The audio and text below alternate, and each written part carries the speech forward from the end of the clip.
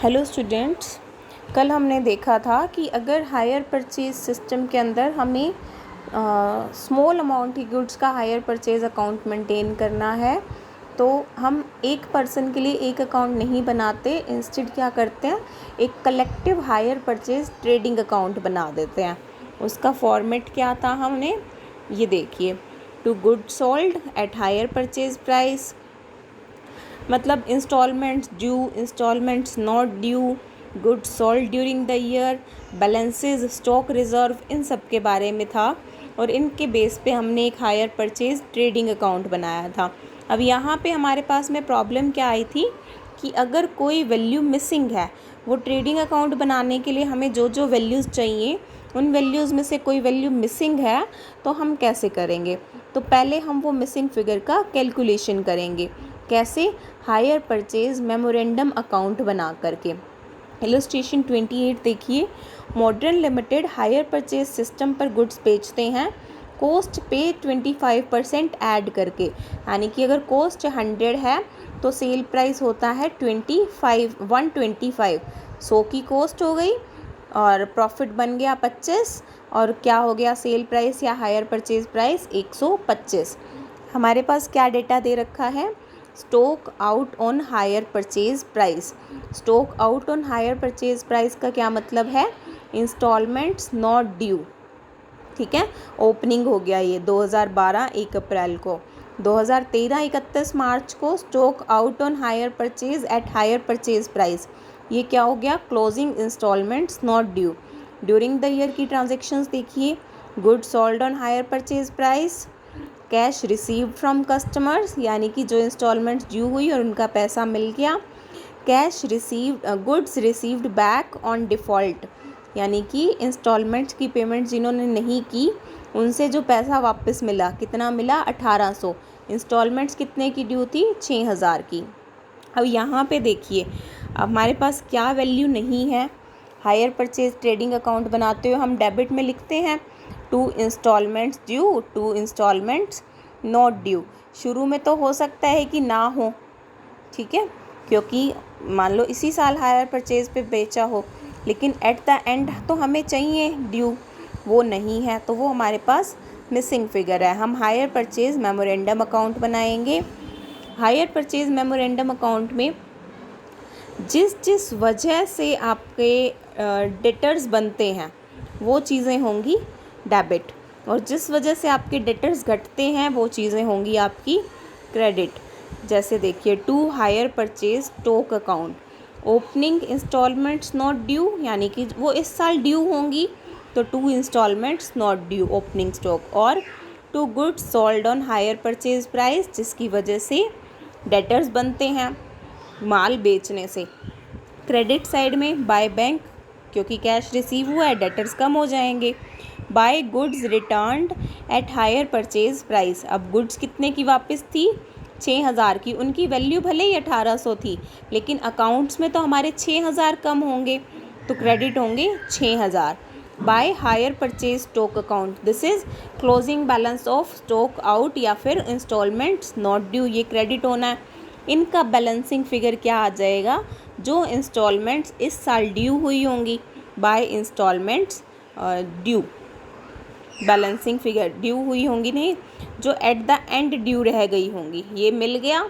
और इन वजह से जो डेबिट में है उन वजह से डेटर्स इंक्रीज़ हुए, जो क्रेडिट में है उन वजह से डेटर्स डिक्रीज़ हुए। बैलेंसिंग फिगर क्या हो गया, जो इंस्टॉलमेंट्स अभी ड्यू ही नहीं हुई हैं, ठीक है, क्लोजिंग बैलेंस आ गया आपके पास में। उसके बाद में हम हायर परचेज ट्रेडिंग अकाउंट बनाते हैं।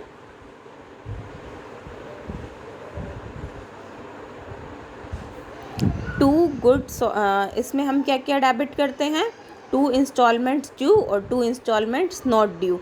इंस्टॉलमेंट ड्यू का तो हमें ओपनिंग फिगर दिया ही नहीं हुआ, ज़रूरी नहीं है, तो to instalment not due 40,000 hire purchase price पे हैं। Good sold on hire purchase price 2,60,000। अब एक बार क्रेडिट साइड में आ जाइए, बाय स्टॉक रिज़र्व।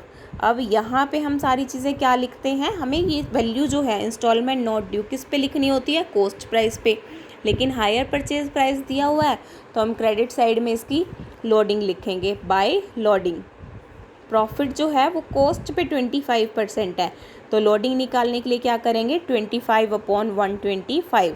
अगर सेल पे 25% प्रॉफिट होता तो लोडिंग निकलती 25/100। अगर कॉस्ट पे है तो करेंगे 25/125, लोडिंग निकल गई। और क्या करेंगे, गुड सोल्ड की वैल्यू जो है 2,60,000, ये भी आपको किस पे दे रखी है, हायर परचेज प्राइस पे, लेकिन लिखेंगे किस पे, कॉस्ट प्राइस पे। तो इसकी भी लोडिंग निकाल के क्रेडिट कर देंगे। यहाँ देखिए, by good sold on hire purchase price, loading निकाल दी 2,60,000 की 25/125, ये आ गया 52,000। और क्या क्रेडिट करते हैं, cash received by instalments due, closing instalment due निकाली हैं जो हमने पिछले अकाउंट से, by closing instalments due. Returns कितने आए हैं 1,800। अब यहाँ पे ये कौन सी वैल्यू पे लिखे, जो वैल्यू है हमारे लिए, यहाँ 6,000 नहीं लिखेंगे। याद रखना, मेमोरेंडम अकाउंट बनाते हुए क्या किया, हर एक चीज़ को दिखाया। हायर परचेज अकाउंट पे, हायर परचेज वैल्यू पे कोई लोडिंग नहीं निकाली, वहाँ से सिर्फ हमें बैलेंसिंग फिगर चाहिए था। लेकिन जब ट्रेडिंग अकाउंट बनाएंगे तो हमें जो चीज़ हायर परचेज प्राइस पे दिखानी है, इंस्टॉलमेंट्स ड्यू, सिर्फ इंस्टॉलमेंट्स ड्यू दिखाएंगे हायर परचेज प्राइस पे, बाकी आइटम्स हम कॉस्ट प्राइस पे दिखाएंगे। अगर कोई वैल्यू हायर परचेज प्राइस पे दिखा रहे हैं तो उसकी लोडिंग निकाल देंगे। जैसे डेबिट साइड में है to goods out on hire purchase price पे दिखा रखी है, तो क्रेडिट में इसकी लोडिंग लिख दी। उसका क्लोजिंग बैलेंस है by goods sold by goods out on hire purchase price 70,000, तो इसकी लोडिंग निकाल के डेबिट में लिख देंगे। To stock reserve loading 25/125 of 70,000, value आ जाएगी। अब बैलेंस कर देंगे, इनका बैलेंस आ जाएगा आपके पास में प्रॉफिट का फिगर, दिस इज़ 41,800, ये क्या हो गया, प्रॉफिट हो गया।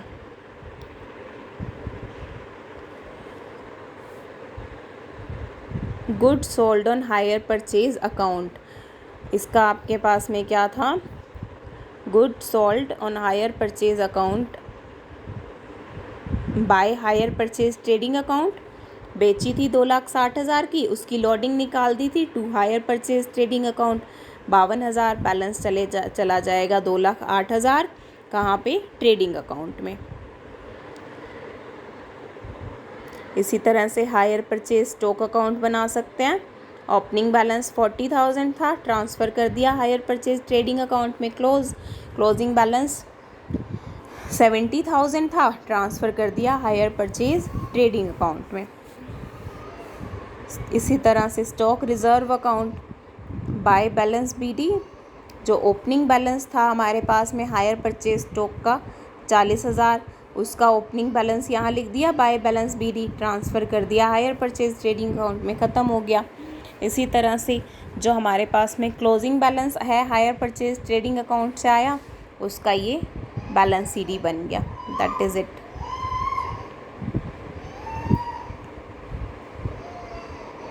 अगर यही जैसे आपको बताया प्रॉफिट कॉस्ट के ऊपर दे रखा है तो हम लोडिंग निकालेंगे 10/100 प्लस रेट करके, जैसे 10% ऑन कॉस्ट है तो लोडिंग निकालने के लिए 10/110, और अगर यही होता 10% ऑन सेल तो लोडिंग निकालते 10/100 करके, ठीक है।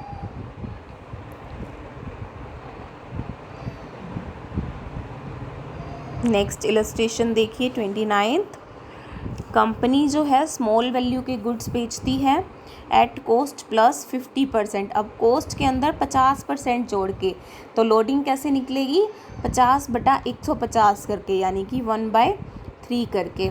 हमें कुछ आइटम्स दे रखी हैं जिसके बेस पे हमें हायर परचेज ट्रेडिंग अकाउंट बनाना है। Stock out with hire purchase customers, यानी कि 2 instalments not due at hire purchase price, hire purchase trading account में इसको करेंगे डेबिट। स्टॉक एट शॉप, ये हायर परचेज ट्रेडिंग अकाउंट में हम नहीं लिखते हैं। इंस्टॉलमेंट्स ड्यू ओपनिंग, ये हम डेबिट करते हैं हायर परचेज ट्रेडिंग अकाउंट में। Cash received from customers, cash received from customers का क्या करते हैं, हायर परचेज ट्रेडिंग अकाउंट में क्रेडिट। गुड्स रीपोजेस्ड, इंस्टॉलमेंट्स की वैल्यू क्या थी 2000, लेकिन उनकी वैल्यू क्या निकाली है 500। तो ये कहाँ जाएंगे, हायर परचेज ट्रेडिंग अकाउंट की क्रेडिट साइड में। मेमोरेंडम अकाउंट बनाते हुए तो जाएंगे हायर परचेज वैल्यू पे, यानी कि 2000 की वैल्यू पे, लेकिन हायर परचेज ट्रेडिंग अकाउंट बनाते हुए जाएंगे जो वैल्यू निकाली है लगाई है दैट इज़ 500, उस पे ही लगाएंगे।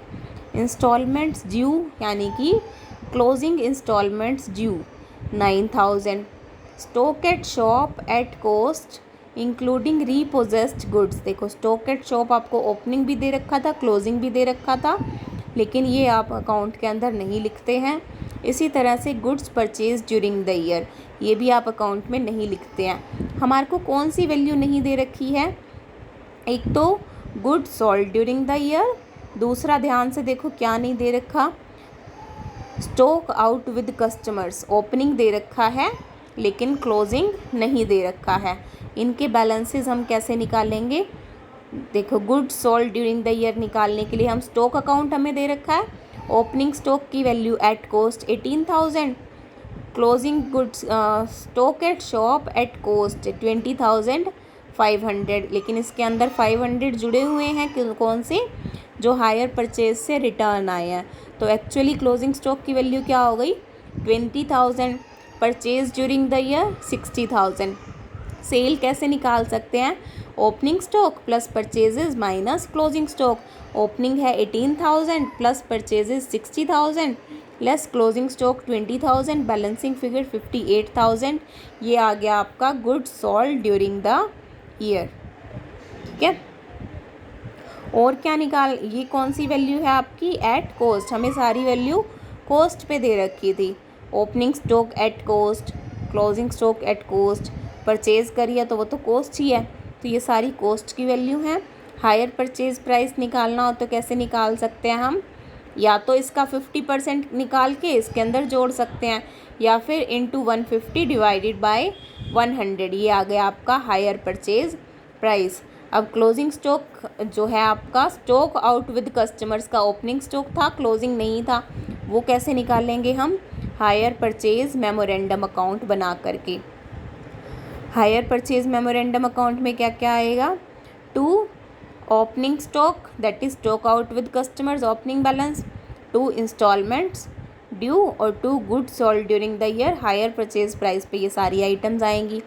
क्रेडिट साइड में by bank cash received, by goods repossessed, instalments not due, कौन सी वैल्यू पे 2000 वैल्यू पे, 500 पे किस पे जाएगा मेमोरेंडम अकाउंट में, और यहाँ पे कौन सी वैल्यू पे आएगा, ये देखो ट्रेडिंग अकाउंट में 500 लिखेंगे और यहाँ पे लिखेंगे 2000, क्योंकि मेमोरेंडम अकाउंट में सारी वैल्यूज़ जो हैं वो हायर परचेज वैल्यू पे लिखते हैं सारी items. Closing instalments due, by instalments due, और बैलेंसिंग फिगर आ गया आपके पास में by stock out with customers being the balancing figure. जो भी वैल्यू हमारे पास नहीं होती वो बैलेंसिंग फिगर आ जाता है मेमोरेंडम अकाउंट में से।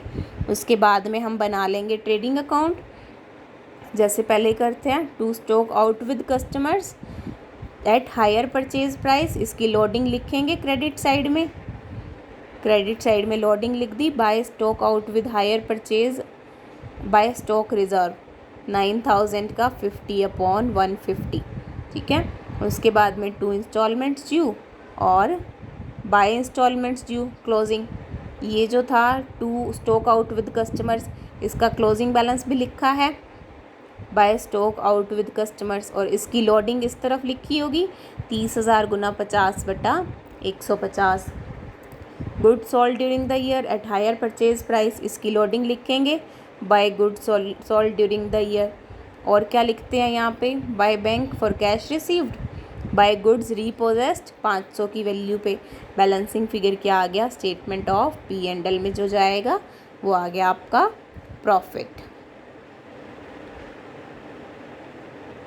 जो स्टॉक एट शॉप का बैलेंस था ओपनिंग और closing, goods purchased, opening stock, closing stock, वो ना तो मेमोरेंडम अकाउंट में जाएगा ना ही हायर परचेज ट्रेडिंग अकाउंट में। वो क्यों दिया हुआ था, इस साल का आपने जो सेल हुई हैं वो निकालने के लिए दिया हुआ था, इसी तरह से इलस्ट्रेशन 30 होगा।